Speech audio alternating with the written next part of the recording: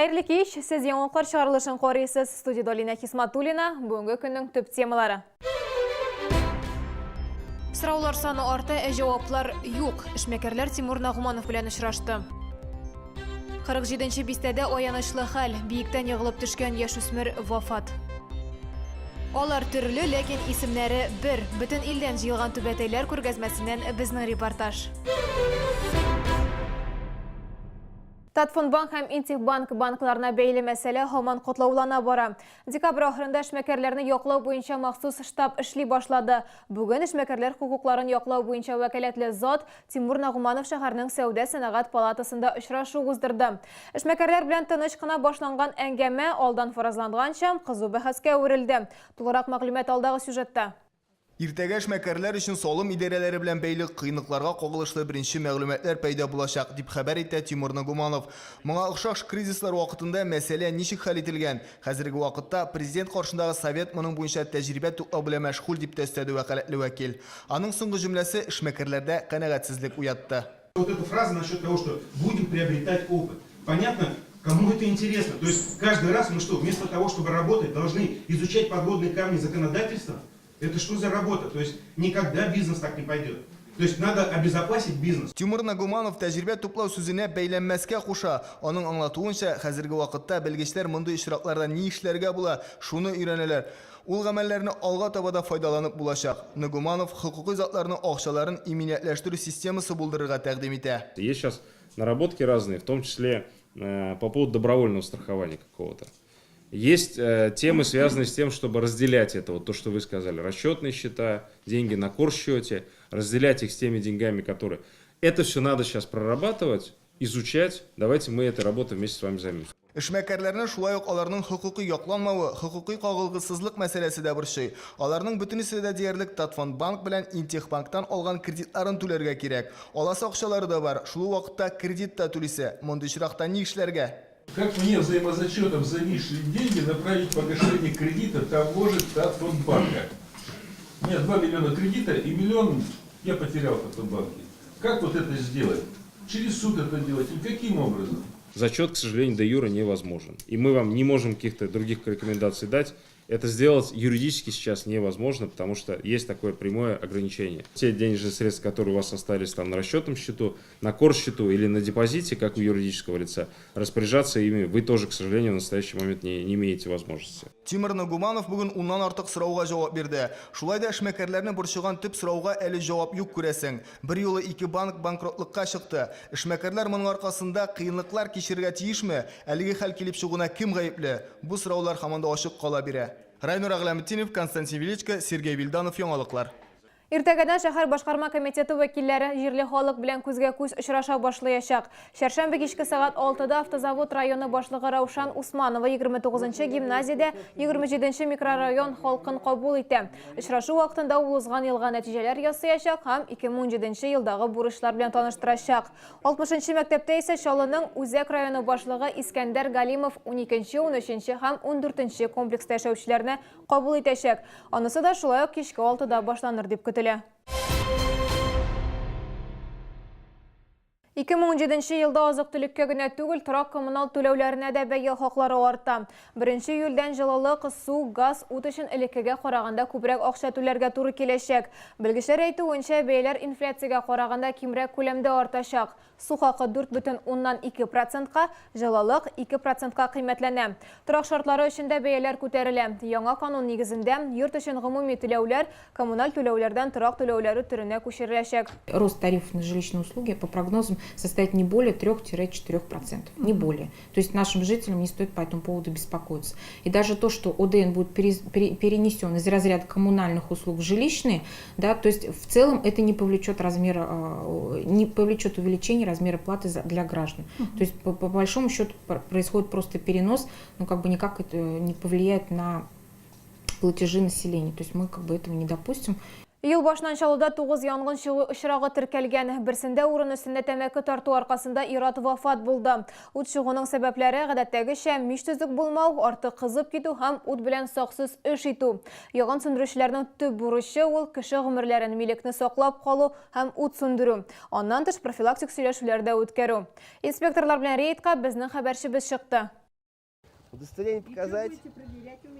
Электрику, газ, плиту посмотрим. Сидоровкадагы шәхси секторда инспекторларны елмайып каршы алмыйлар. Берәүләр өйдә түгел, икенчеләре ишекне ышанмыйча гына ача. Кайсы гына йортка керсәләр дә шелтә табыла.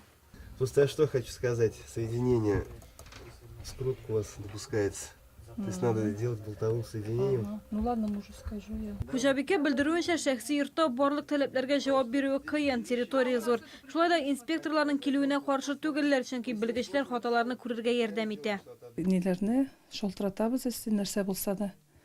Частный секторда шулай бит инде ул. Өйләр зур бит инде, монда барыбер.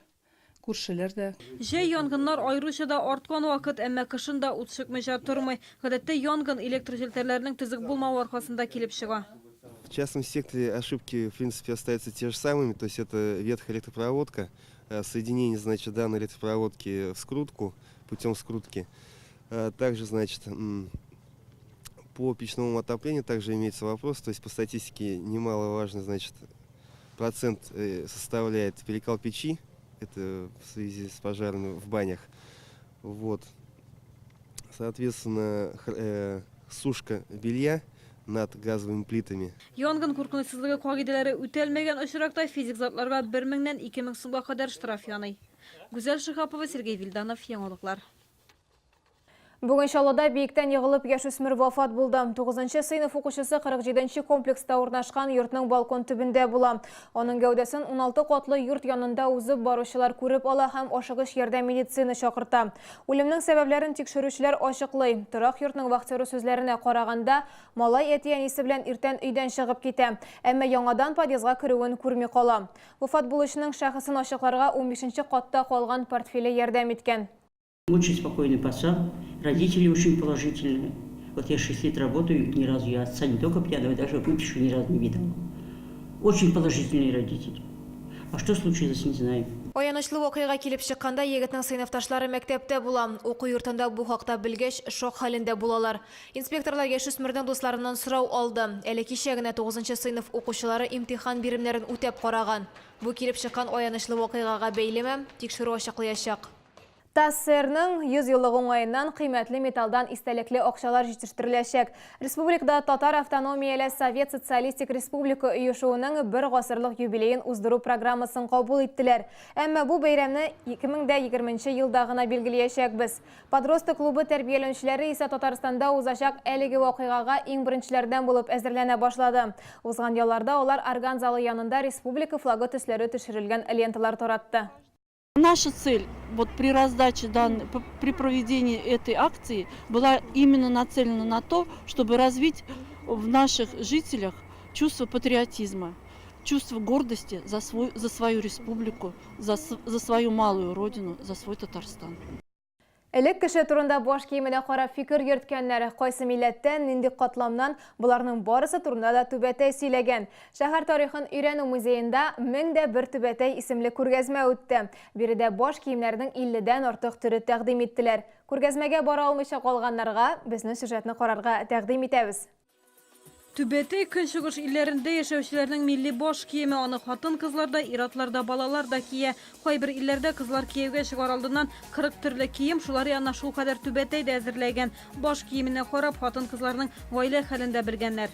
Түркмәнстанда баш киемен такыя дип атыйлар. Әгәр кызның Түбәтәйендә канат бар икән, димәк ул әле ирекле кияүдә түгел. Әгәр Түбәтәйдә канат юк икән, димәк аның инде сөйгән егете бар. Хатын-кызларның баш киемен әзерләүдә кыйммәтле ташлар һәм тукымалар кулланылган. Күргәзмәдә көндәлек тормышта кия торган Түбәтәйләр дә бар. Менә бу баш киеме элешек дип атала. Аны Кыргызстан хатын-кызлары кия. Ак материалның озынлыгы кайчакта 50 метрга хәтле җитә.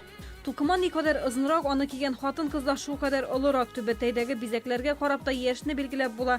Яшьләр ачык төсле җепләр белән чигелгәннәрен сайлый. Олар исә тыйнаграк Түбәтәйләр кия. Мөселманнар бүген дә Түбәтәй кия. Дин әһелләре баш киемен гомумән салмый. Алтын җепләр белән чигелгән һәм ташлар белән тегелгән баш киемнәрен никах вакытында кәләшләр кия. Түбәтәйләр күргәзмәсе республиканың башка шәһәрләрендә дә узачак. Оештыручылар бу баш киемнәрен Чаллыда тагын күреп булачак әле ди.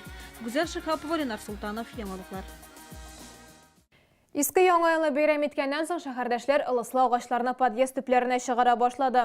Ишек аларына торган чыршыларга карап, Чаллы халкы ясалма агачларга караганда урманыкын якынрак күрә дигән фикер туа. Коммуналчылар ылысларны подъезд төпләреннән алып китү буенча махсус график төзегән. Чыршылар кая озатыла, хәбәрчебез ачыклады. Бәйрәмнәрдән соң һәр подъезд төбендә дә диярлек чыршылар тора. Иске яңа ел узгач аларның саны бермә-бер артты. Хәзер чыршыларны кая озатырлар, бу хакта күбесе белми дә. Но у нас их забирают, увозят. У нас они не стоят часто. Эти елочки, они растут у нас здесь. А куда увозят? Ну, я не знаю, куда их, наверное, на мусор куда-то, на БУ. Эти елки старые, что ли? На свалку, наверное? Куда? Я без понятия. Я думаю, что эту елку девают куда-то на свалку. Выкидывают? Да, выкидывают. Мы елку выбросили, а только мы в снег ее посадили. Нашу елку живую. И кто-то, например, который убирает, они их убирают и куда-то увозят. А я думаю, что они их заново куда-нибудь посадят, чтобы они росли. Аларны чүплеккә дә ташламыйлар, яңадан да утыртмыйлар. Бәйрәмнәрдән соң чыршылар файда китерәчәк. Идарә итүче оешмаларда агачларны алып китү буенча график төзегәннәр. Вот елки появляются, вот так, да? Подъездах, допустим, вытащили подъезд, да? Мы идем, говорим, даем предписание, чтобы они вытаскивали вот так вот на газоны. Потом заказываем машину. По графику в неделю один раз вывозим. Горзеленхоз. До какого числа должны утилизировать? Так, утилизировать должно, в общем-то, уже после как проходит уже Новый год, то есть Старый Новый год, да? По идее, может, должно возить еженедельно, неделю один раз по графику. Яшелләндерү хуҗалыгында агачлардан ашлама җитештерәләр, аны соңыннан теплицаларда һәм клумбаларда кулланачаклар. Ботаклардан терлек азыгы җитештерәләр. Бүген Азатлык мәйданында урнашкан төп чыршыны да сүтә башладылар. Ясалма ботаклар, металл конструкция, гирляндалар барысы да Горсвет оешмасы складына озатылды. Гүзәл Шихапова, Алексей Иванов, Яңалыклар. 19 гыйнварда православныйлар качмануны билгеләп үтә. Бәйрәм 18 гыйнвар төнендә үк башлана. Бу төнне Боровецкий ширкәү янында суны яктырталар. Бәйрәм хөрмәтенә дуга кылганнан соң барлык храмнарда да изге су таратылачак. Бүген исә коену өчен бәкеләр әзерләү эшләре алып барыла. Бу көнне коенырга теләүчеләр күп булу сәбәпле, бездә коткаручылар, медикларда кизү торачак. Бу сезгә җиткерәсе соңгы мәгълүматыбыз иде. Мин Алина Хисматуллина сезнең белән сау булашам. Исән-имин булыгыз.